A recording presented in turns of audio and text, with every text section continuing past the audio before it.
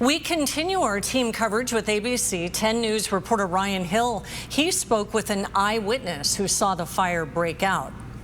I spoke with a man who was on his way to a plumbing job when he saw a small plume of black smoke erupt into those flames that torched that hillside.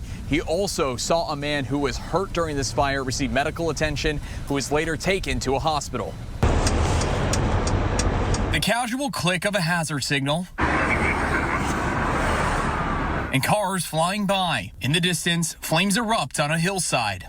Just coming under the bridge, right when it first happened, saw a puff of black smoke, called 911. Pretty intense. An intense sight for Ray Plowski as he pulled over on Camino del Norte in Rancho Bernardo. The plumbing job he was heading to would have to wait. Plowski saw the first of many crews get to the hillside to stop the fire. He also saw one of its victims, a man sitting on the side of the road. The guy that got burned, his hands were all burned and bandaged. I don't know what happened to him or what he was doing up there with the fire. You can see him, he's just sitting there shaking his head and he has bandages on his hands.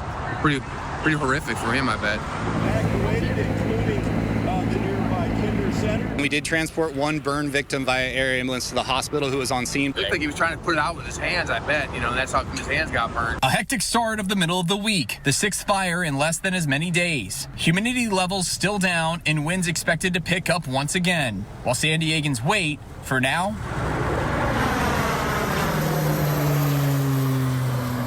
it's the fire crews that own the sky. The response was just amazing. They got here quick and they had helicopters dropping.